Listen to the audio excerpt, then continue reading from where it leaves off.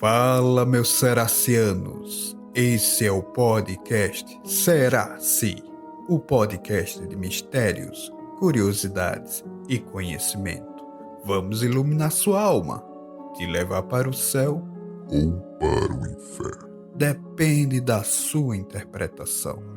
E o conhecimento de hoje será sobre a origem da vida. Eu sou Emerson. E eu sou o Douglas. A questão da origem da vida tem fascinado a humanidade desde os tempos imemoriais. Diferentes culturas ao redor do mundo desenvolveram narrativas e ideias únicas para explicar como a vida surgiu e qual é o propósito por trás dela. Neste podcast, vamos explorar as diversas perspectivas sobre a origem da vida em diferentes culturas, incluindo a cultura grega, persa, budista, espírita e suméria. Cada uma dessas tradições oferece uma visão única e fascinante sobre esse tema fundamental. E aí, vamos entender mais?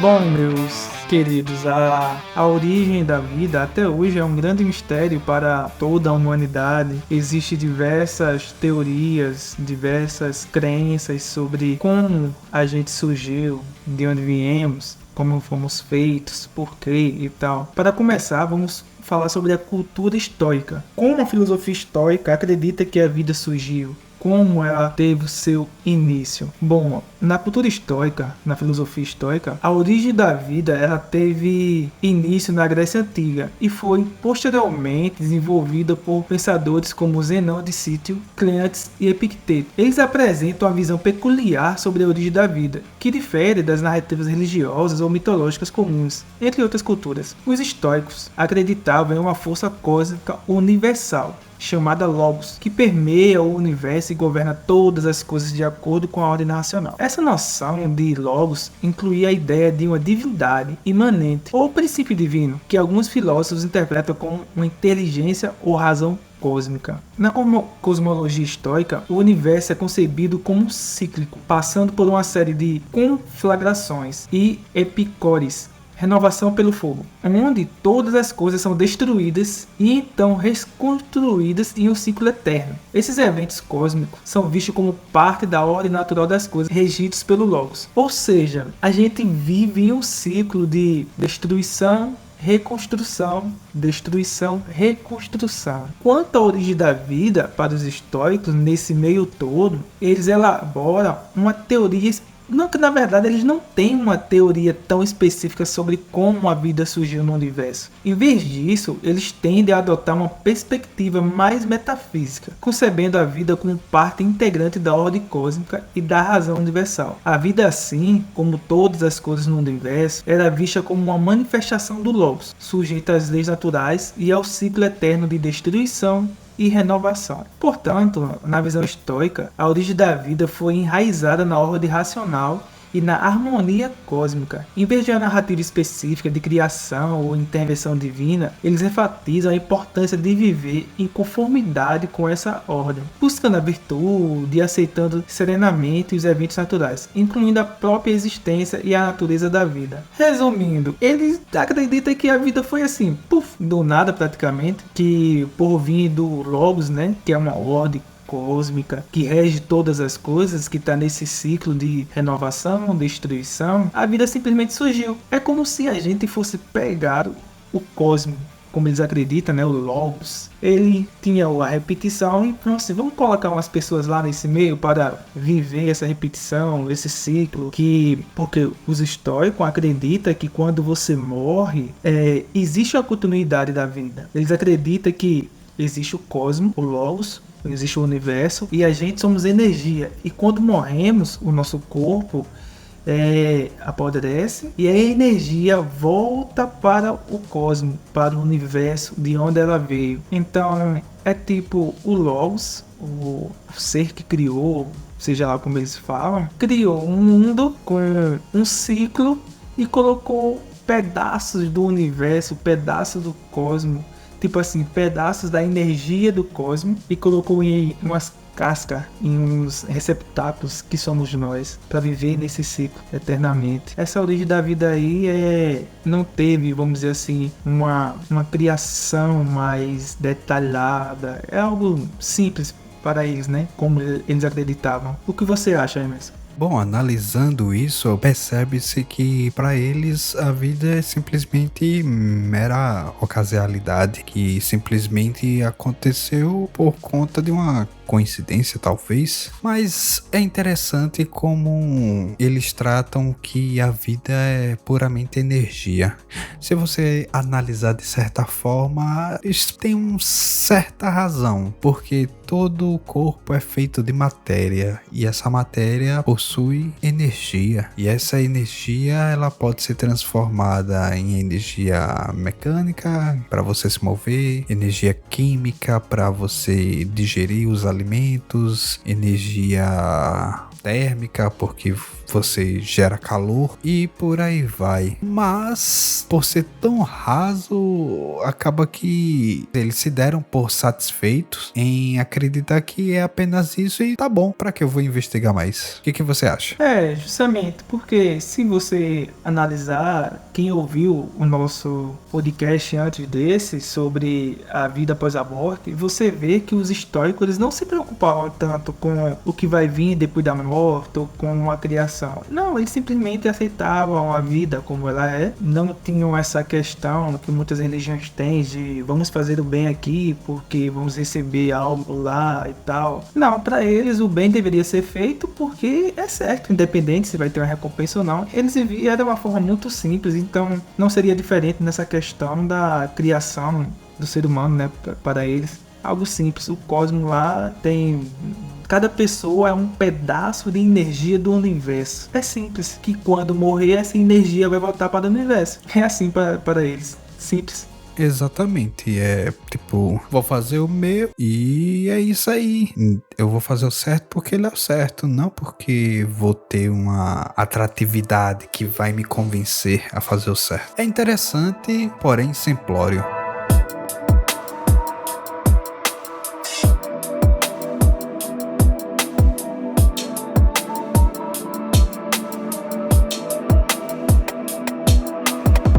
E agora vamos entender a origem da vida segundo a cultura egípcia. Meus caros ouvintes, na cultura egípcia antiga, a origem da vida era compreendida através de uma complexa cosmologia mitológica que envolvia várias histórias e narrativas. Os egípcios acreditavam em uma série de deuses que governavam diferentes aspectos do universo e da vida. De acordo com a mitologia egípcia, a criação do mundo e da vida foi atribuída ao deus criador principal, Ra, que foi associado ao sol e à luz. Ra era frequentemente representado como um deus de cabeça de falcão, que criou o mundo por meio de sua própria vontade divina. Uma das narrativas mais descobertas sobre a origem da vida egípcia é encontrado no hino de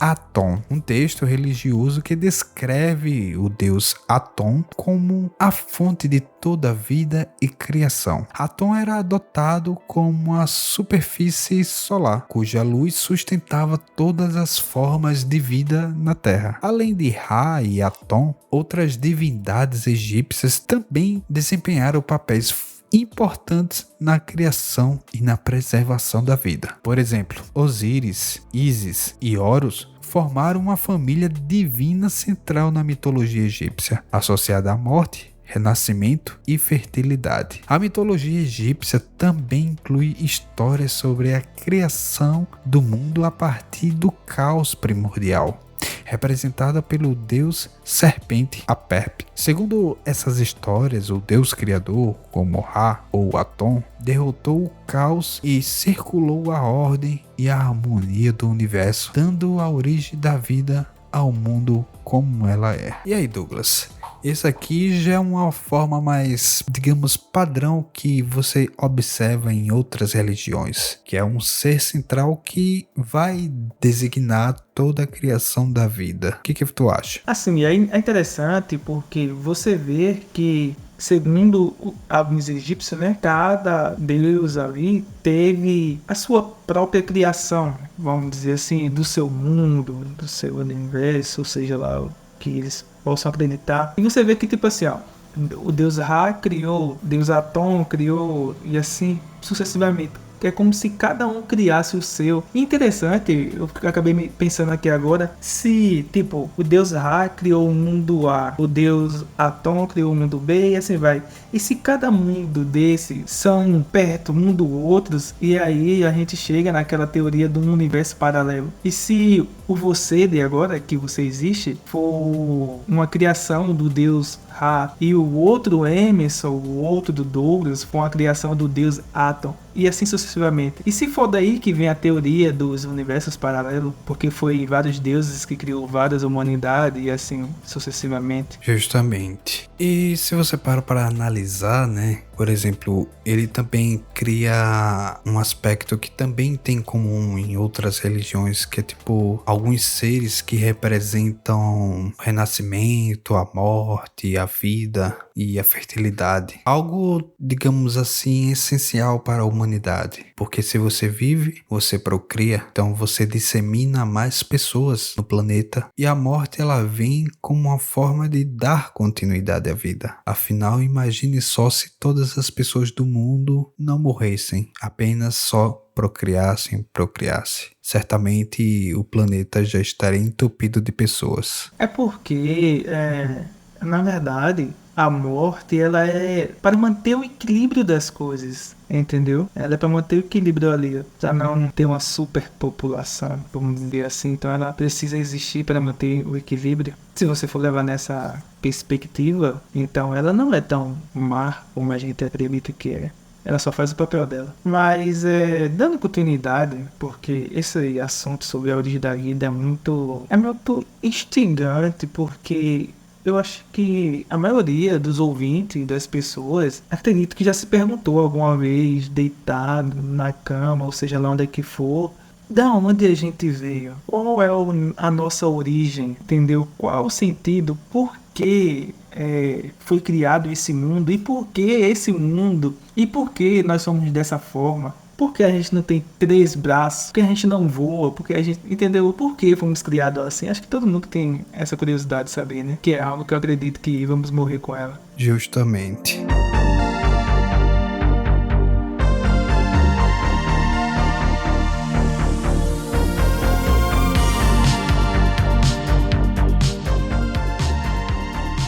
Dando continuidade, vamos falar sobre a cultura grega. Na mitologia grega, a origem da vida e do mundo é explicada através de uma série de mitos e narrativas envolvendo deuses e entidades divinas. Diferentes mitos gregos oferecem explicações variadas sobre como o mundo e a vida surgiram. Essas histórias frequentemente se sobrepunham e se entrelaçam. Uma das narrativas mais conhecidas sobre a origem da vida na mitologia grega é encontrada na obra de Hesíodo, especialmente em sua obra Teogônia.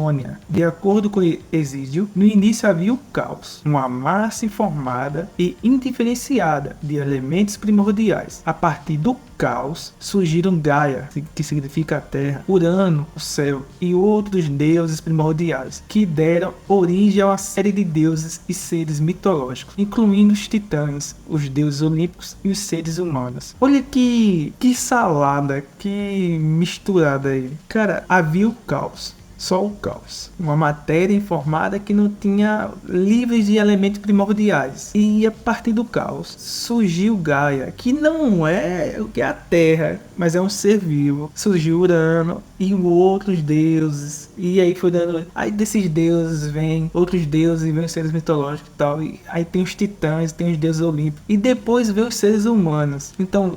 você vê aí que vem uma hierarquia até chegar nos mais fracos, que são os seres humanos. É uma misturada muito... Acredito que quem já jogou Deus da Guerra aí deve se identificar muito com Gaia, porque ela tá no jogo também, com a guerra dos titãs contra os deuses olímpicos. É interessante.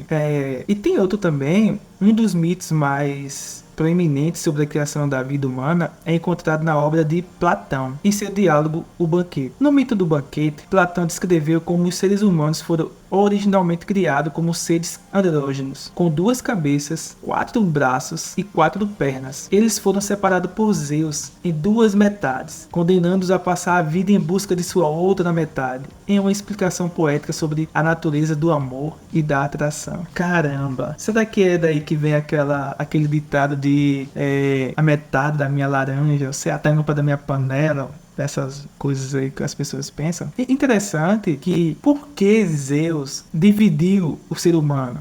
Porque, o ser humano, seguindo o mito de Platão, o ser humano ele era um só que era colado.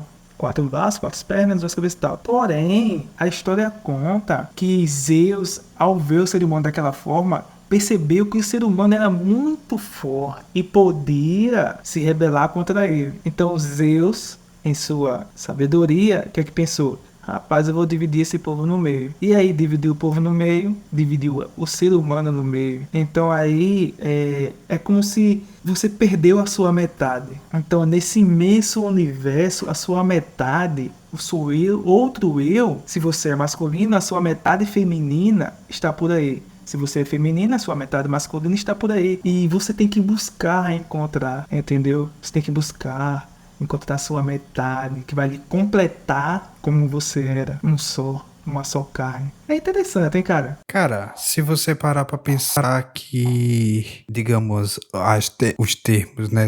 A sua cara metade, metade da sua laranja, pode ter surgido aí. Você vê que é bastante curioso, principalmente porque o ser humano, segundo a mitologia grega, era um gêmeo siamês, porque ele tinha 4 pernas, 2 braços, 4 braços, 2 cabeças, era um gêmeo siamês. E aí ele separou e jogou um para cada lado para que você passe a vida inteira buscando a sua metade. Mas aí que tá, e se a metade da pessoa morreu? Você está condenado a vagar sozinho pelo mundo? Pois é. Bom, além desses mitos que foi citado, os gregos também acreditavam em uma série de deuses e deusas associados a diferentes aspectos da vida e da natureza. Como Zeus, o deus do céu e do trovão, era a deusa do casamento e da família. Poseidon, o deus dos mares e muitos outros. Embora os mitos gregos ofereçam explicações poéticas e simbólicas sobre a origem da vida e do mundo, os gregos antigos também desenvolveram tradições filosóficas e buscavam entender a natureza e a origem do universo de maneira mais racional e sistemática. Filósofos como os pré-socráticos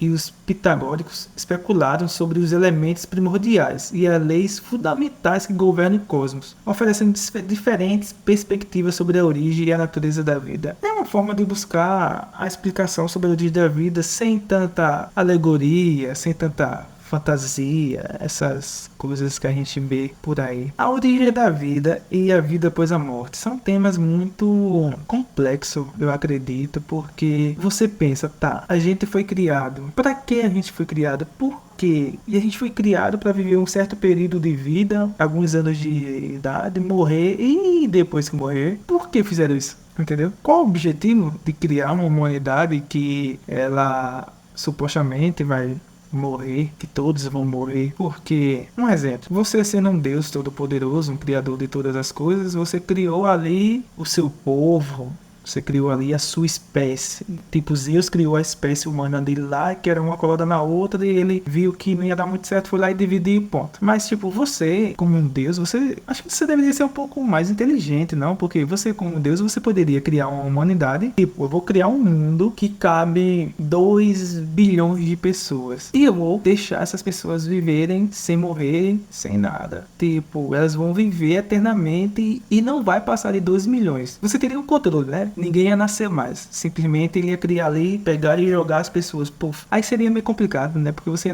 não ia ter o processo de crescimento, essas coisas. É meio complicado essa ideia. Acredito que não daria muito certo, não. O que você acha, Renas? Fora que os outros poderiam se matar, né, entre si. A não ser que você fosse completamente imortal.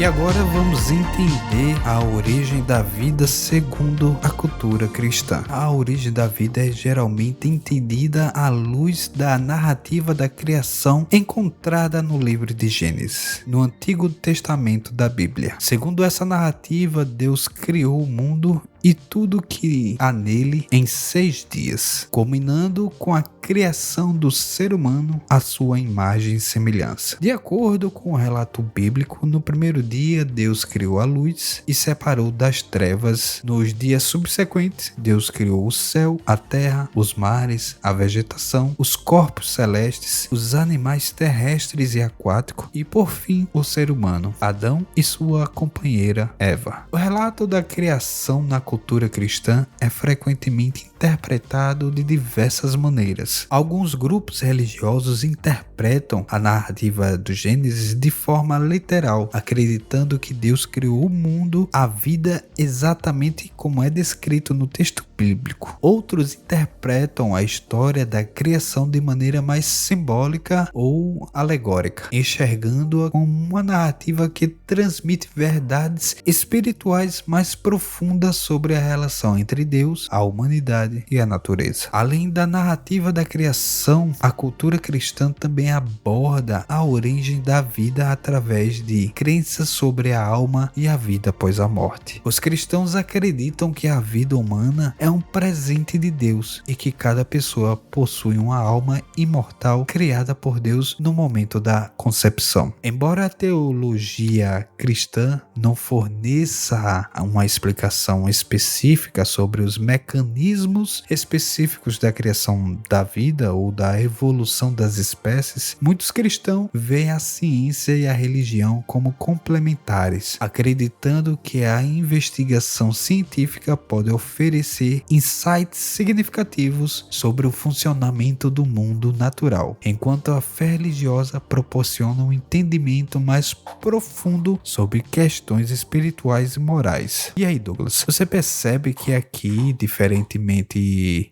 do primeiro ponto que a gente citou, que foi a cultura estoica, os cristãos eles acreditam que a vida ela tem um sentido, que ela não foi criada puramente pelo acaso, mas que ela tem um propósito de dar continuidade. E aí, o que você acha? Assim, eu particularmente, eu acho a explicação da cultura cristã mais, não vou dizer mais racional, que a gente precisa ter fé para acreditar como foi criado segundo a cultura cristã. Segundo qualquer cultura, a gente tem que ter fé, né? Que a gente não tem dados comprovados de que realmente foi aquilo. A gente precisa escolher uma dessas e acreditar. E eu acho que a cultura cristã, ela é mais realista, vamos dizer assim, no meu ponto de vista, né? E você vê que é muito detalhado, né? A questão da criação da vida pela cultura cristã.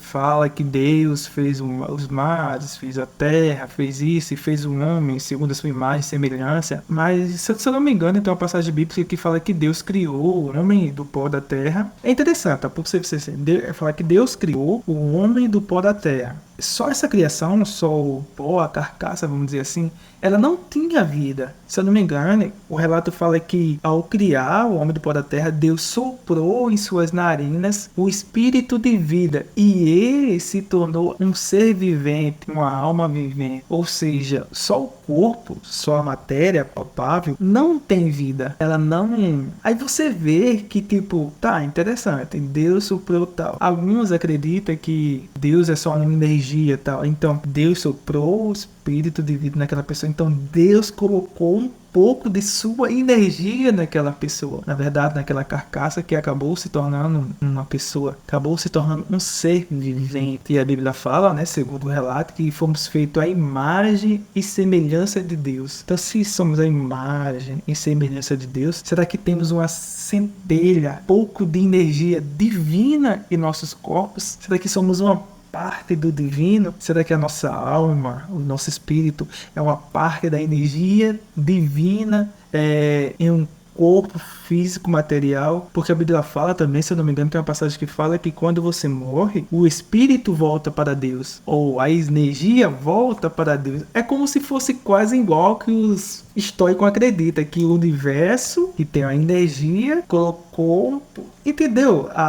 Vamos dizer assim, tem um pouco de semelhança, não tão detalhado como o cristianismo, mas o histórico acredita que o cosmos, o Logos, é o universo cheio de energia, colocou várias energiazinhas em várias pessoas. É como se fosse Deus que criou seres humanos sem vida nenhuma, só a carcaça, só o barro, só um boneco, e colocou energia. É como você cria, sabe aqueles brinquedos, aqueles bonecos, aqueles robozinhos que ele não se mexe, não tem nada. Você compra uma pilha que contém energia, você coloca nele, meio que dá vida e ele mexe sozinho. Mais ou menos isso. A gente foi criado, segundo a cultura cristã, do pó da terra, e faltava a energia. Aí foi onde Deus soprou o espírito de vida, colocou a energia, a centelha divina na gente, e ali se tornou um ser vivente, a imagem e semelhança de Deus. É interessante, hein? É muito interessante, porque aí você para pensar e percebe que somos matéria orgânica feita de átomos que é puramente energia. Então, temos energia dentro de si. E é por isso que a gente vive. É interessante. Sim, cara, muito, muito interessante, entendeu? E ela não diferencia muito da cultura histórica, porque para os históricos é isso. Nós somos parte do universo. E sendo parte do universo, somos energia do universo. E se Deus for a energia suprema, o ser criou todas as coisas, como a cultura de Chá fala, ele criou todas as coisas através de sua palavra, através do seu poder, entendeu? Interessante que das coisas que ele criou, a única que fala que ele soprou, que ele colocou espírito de vida, é interessante que é o espírito de vida. Então aquilo que deu a vida ao boneco de barro e tal lá. Caramba, cara, isso é muito interessante. E muito interessante.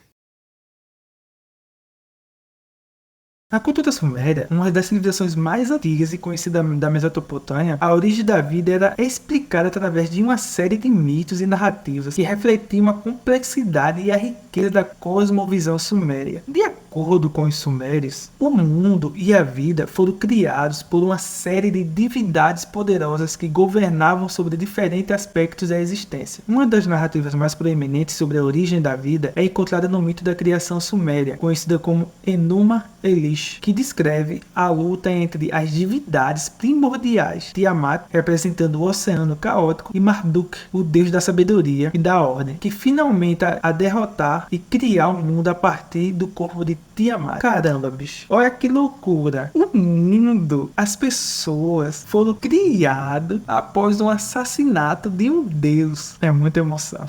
Além disso, os sumérios acreditavam em uma série de destruição relacionada à fertilidade, à agricultura e à vida natural, como Enlil, Enki e Inanna, que desempenhavam papéis importantes na manutenção da ordem e da harmonia no mundo. Os sumérios também desenvolveram uma visão de vida após a morte que foi influenciada por suas crenças sobre o submundo e os deuses do além. Eles acreditavam que os mortos seguiam para o submundo, onde foram julgados e submetidos a uma existência após a morte determinada por suas ações de vida.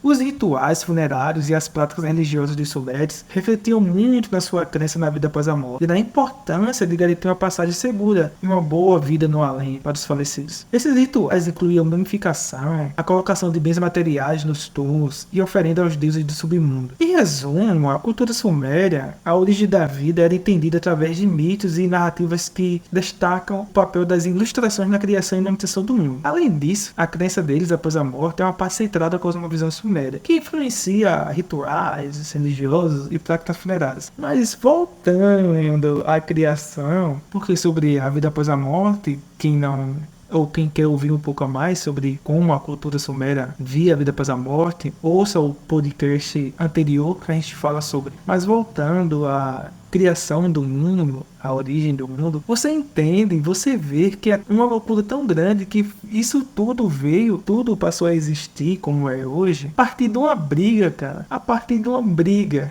onde um morreu e a partir da morte dele, tudo foi criado. A partir do corpo do Tiamat, o mundo foi criado. Então a gente veio, segundo os sumérios, de sangue derramado e sangue de deuses. Diga aí. É muita viagem. É o famoso foi criado por acidente. Praticamente, cara. Praticamente. Agora, por que eles lutaram? Entendeu? Por que ele quis matar o Tiamat, porque o Deus da sabedoria e da ordem quis matar Tiamat, que é representado o oceano caótico. Será que era porque ele era caótico? Será que aonde eles viviam, no planeta deles, sei lá se eu posso dizer planeta ou não sei como descrever, mas aonde eles viviam, será que o Tiamat, como ele é representado no oceano caótico, ele dá muito trabalho, e Marduk, por ser o deus da sabedoria e da ordem, ele queria manter a ordem no local deles e acabou descendo a porrada dele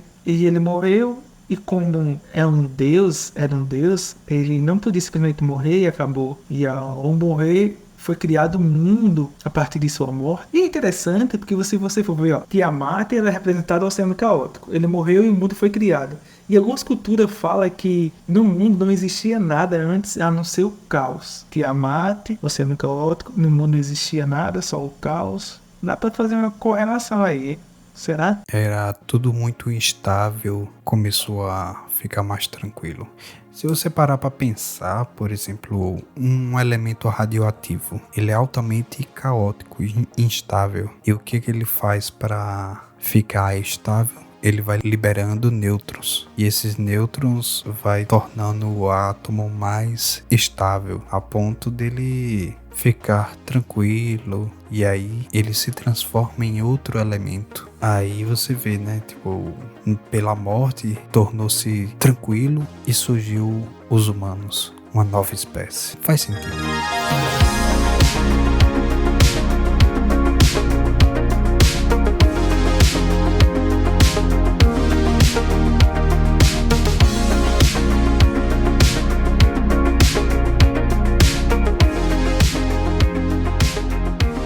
E agora vamos entender a origem da vida segundo a cultura persa. Na cultura persa, a visão da origem da vida foi profundamente influenciada pelo zoroatrismo, uma das religiões mais antigas do mundo e uma das principais influências religiosas na antiga Pérsia. O zoroatrismo oferece uma narrativa única sobre a criação e a origem da vida, que difere das crenças encontradas em outras tradições religiosas. Segundo o zoroatrismo, a origem da vida é atribuída a Ahura Mazda, o Deus supremo e fonte de toda a segurança e ordem do universo. Ahura criou o mundo e tudo o que há nele, como parte de sua luta contra as forças do mal e do caos, personificadas por Angra, também conhecido como Ahriman. De acordo com a cosmologia zoroastrista, Ahura criou o mundo em 6 períodos de tempo, cada um representando a criação de diferentes aspectos da existência, como a terra, o céu, a água, os planetas, as plantas, no caso. Nesse processo de criação, Ahura contou com a ajuda de ajudantes conhecidos como Ameshas, que representam virtudes e aspectos da natureza divina. Além disso, o zoroatrismo ensina que a vida é uma batalha entre as forças do bem e do mal, e que os seres humanos têm o livre arbítrio para escolher entre o caminho da virtude e o caminho da maldade. Essas escolhas têm consequência na vida após a morte, onde as almas são julgadas com base em suas ações em vida. No zoroatrismo, acredita-se que as almas virtuosas são recompensadas com a entrada no paraíso, conhecido como Garotma, onde desfrutam da presença de Ahura e vivem em felicidade eterna. Por outro lado, as almas são punidas no inferno, conhecido como Dukkha, onde enfrenta tormentos e sofrimentos como consequências de suas más ações. Em resumo, na cultura persa, a origem da vida é compreendida através das lentes do zoroatrismo, uma religião que enfatiza a luta entre o bem e o mal, a criação do mundo por Ahura e suas consequências das escolhas morais na vida após a morte é um dos pontos principais dessa religião. Essa visão única influenciou profundamente a cultura e a espiritualidade do antigo Império Persa e continua a ter relevância para os seguidores do zoroatrismo até os dias de hoje. Cara, se você parar para analisar, você vê que ela tem algumas ligações que tem em comum. Por exemplo, ao cristianismo, a questão de você poder escolher suas ações e no término ser julgado. Entre outros aspectos, por exemplo, a criação do universo e do mundo em 6 períodos, enquanto que na Bíblia diz que foi em 6 dias. São algumas das coincidências, não acha? Interessante que, segundo a cultura persa, a gente também veio de uma briga, cara. Caramba, os deuses gostam de brigar, viu? E toda briga surge o ser humano. É complicado, viu? A cada briga surge um animal, uma planta, um ser humano. Pois é. Interessante que ele teve ajuda, né? Ajuda da Ameshas Spertans. É interessante que esses seres que ajudou a Ahura, eles representam as virtudes e aspectos da natureza divina. É tipo como se fosse assim, ó, as virtudes, né? Como se o bem, se a bondade, a paciência, a humildade. É como se cada virtude dessa, que faz parte da natureza divina, fosse um ser divino, entendeu? Um ser divino menor que o ser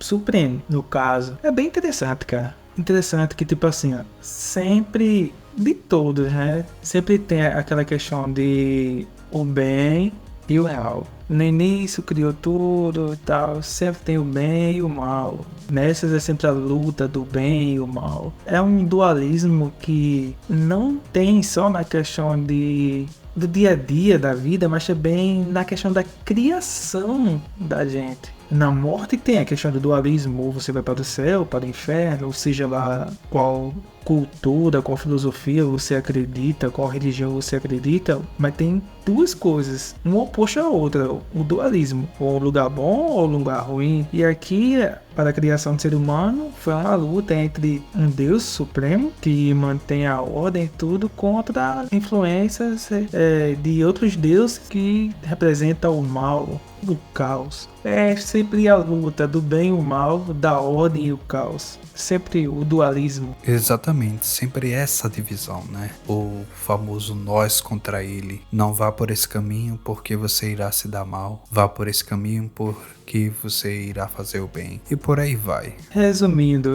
segundo algumas culturas que a gente está comentando aqui, a gente veio tudo de uma briga, cara. A gente somos frutos de uma briga. É tipo, a gente não foi planejado. A gente foi um acidente. Não era para a gente estar aqui.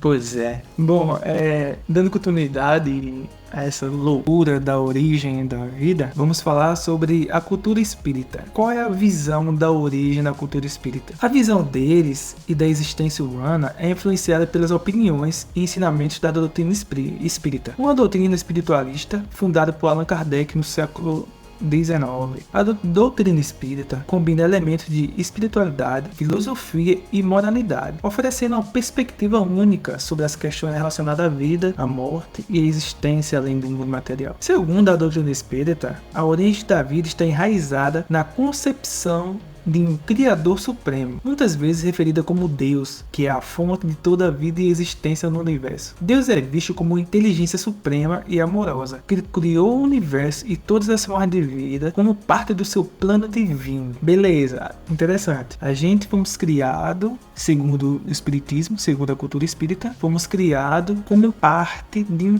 plano divino. Que plano é esse, cara? A gente faz parte de um plano divino. Ok, mas qual é o meu papel nesse plano divino? E se eu estiver desempenhando meu papel errado? Pois eu não sei qual é o meu papel. Pois é, né? Acaba que a gente fica cego dentro de um campo que a gente não tem conhecimento prévio, né? A gente vai adquirindo esse conhecimento ao longo da vida. Então é como colocasse um cego para atravessar a rua. Necessariamente ele não vai saber qual é o lugar onde vai ter a faixa de pedestres. Será a interação com o mundo, por exemplo, com as pessoas, que ele poderá identificar qual caminho ele está indo.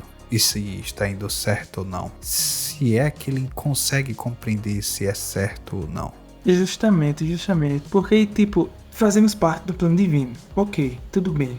Não sabemos que plano é esse. ok, não tá bem, que a gente não sabe. Então é fazer parte de um plano que a gente não sabe qual é o plano. E, então a gente não tem certeza se tá fazendo a coisa certa nesse plano. E se você não estiver fazendo a coisa certa, você tá meio ferrado, porque você tá fazendo o papel que não devia. Mas a cultura espírita, ela acredita na questão da reencarnação da alma. E você vai passar por várias reencarnações até atingir um nível superior onde você não vai precisar mais reencarnar. E se o plano divino for esse, a gente fomos criados para viver na Terra, experienciar coisas até alcançar um nível espiritual que nada mais aqui importe, que desejos, ambições, nada disso importe, e com o desapego de tudo isso, a gente volte a estar com Deus, a viver com Ele, entendeu? Se o plano for esse, for para a gente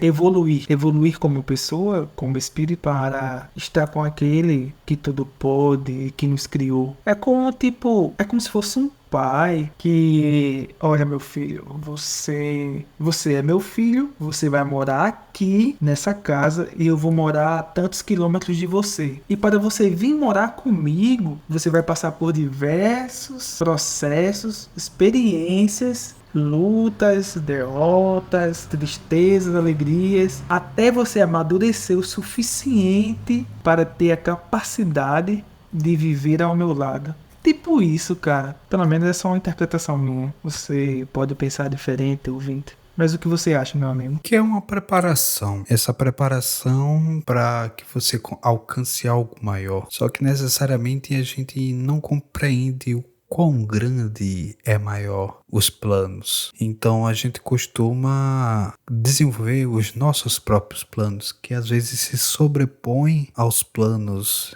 de Deus. E é por isso que a galera, acaba que se perde no meio do caminho. Porque por não ter experiência, não ter esse conhecimento, digamos assim, onisciente, acaba que se prejudica com suas próprias limitações. Verdade. É tipo a busca pelo desapego total das coisas materiais.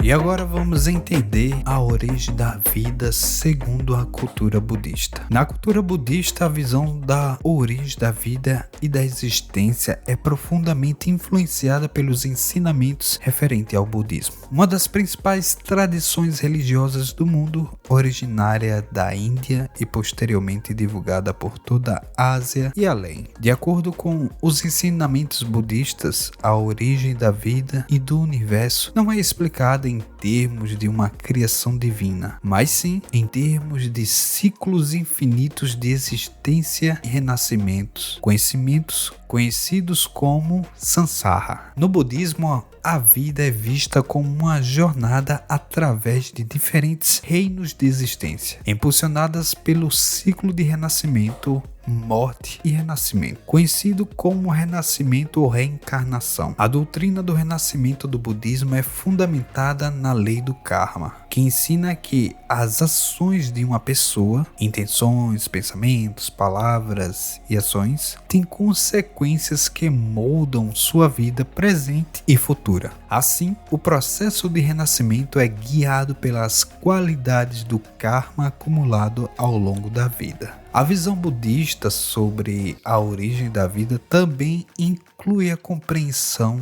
dos 3 selos da existência, que são características fundamentais de toda existência condicionada: a impermanência, a insatisfatoriedade e o não-eu. Esses selos destacam a natureza transitória e interconectada de toda a vida e a ausência de uma identidade permanente e independente. Além disso, os budistas acreditam que todos os seres vivos estão presos no ciclo do samsara, devido ao desejo e ao apego às coisas materiais e às experiências sensoriais sensoriais. O caminho budista para a libertação do ciclo de renascimento é conhecido como o caminho octuplo, que inclui práticas como a ética, a meditação e a compreensão correta. Essa aqui é uma das teorias que não explica necessariamente o início da vida, mas diz que ela sempre existiu e está aí para dar continuidade.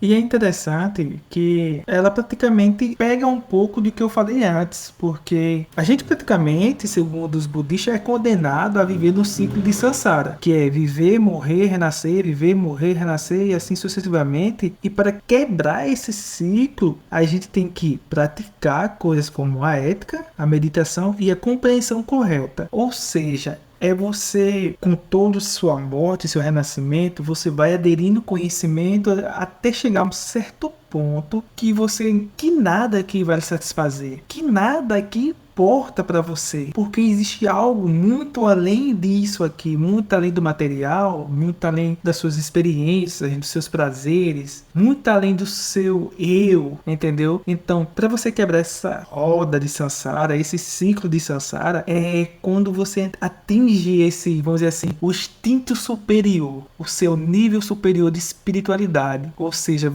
quando você chega nesse ponto, você sai dessa roda de samsara e vai para um outro plano divino, ou outro plano astral, que eu não sei como é que é. É bem interessante. É o desapego, como eu falei antes. É o desapego às coisas materiais, é o desapego a tudo aquilo que vem nos atrapalhar e de nos conectar com o ser divino. Seja ele que você acredita, o Deus do cristianismo, do budismo, qualquer que seja. A principal ponto que eu vejo, o principal objetivo é a questão da reconexão com o seu Criador. É você buscar a conexão com ele, é você buscar o diálogo com aquele que ele criou. E isso é através do desapego das coisas, dos problemas, das preocupações, entendeu? Então, é como se a gente fosse criado, colocado na Terra para tentar viver de uma forma que as coisas aqui não importassem, mas que o que importasse é o que está além disso, que está além das coisas que a gente vê, toca e sente. É interessante, cara. É muito interessante. Talvez, para alguns, não sei, esse seja o sentido da vida. Viver de tal forma que o eu não importa, mas que a bondade, a ética, as coisas corretas que importam. É viver para o outro e não para si. Seria esse o objetivo da vida? Basicamente é isso, é você viver desapegado a tudo, até a si mesmo, e viver pelo próximo, contribuir para que o próximo seja feliz, que o próximo tenha prosperidade, porque isso uma hora vai refletir em você. Cara, é interessante porque, ó, se você for, segundo o cristianismo, a gente foi criado por Deus, tal, e Jesus Cristo, que é o Deus encarnado, falou pra gente negar a si mesmo e seguir a ele, e amar o próximo como a nós mesmos. Entenda que negar a si mesmo é negar os desejos da terra e seguir a ele. Para você quebrar o ciclo da roda de samsara, é você praticamente negar a si mesmo, entendeu? Negar os desejos, a tudo, e entregar-se ao ser supremo. Quando você não vive para o eu, quando você vive para o outro, quando você vive de uma forma que você quer ver o outro sorrir, quer ver o outro feliz, você está negando o seu eu, você está negando os seus desejos, as suas ambições e amando o próximo. Seria esse o objetivo da nossa criação? Viver para o próximo, amar ao próximo. Será sim, mas certamente se o homem compreendesse e aplicasse isso, é bem provável que as situações que passamos por hoje em dia estivessem bem diferentes. Pois é, seria o sentido, o objetivo da criação da humanidade, do ser humano. O objetivo seria para que a gente vivesse experiências a um certo ponto de nos negar a nós mesmos para trazer o bem, para fazer o bem ao próximo. Seria esse o objetivo da vida? Por isso que fomos criados?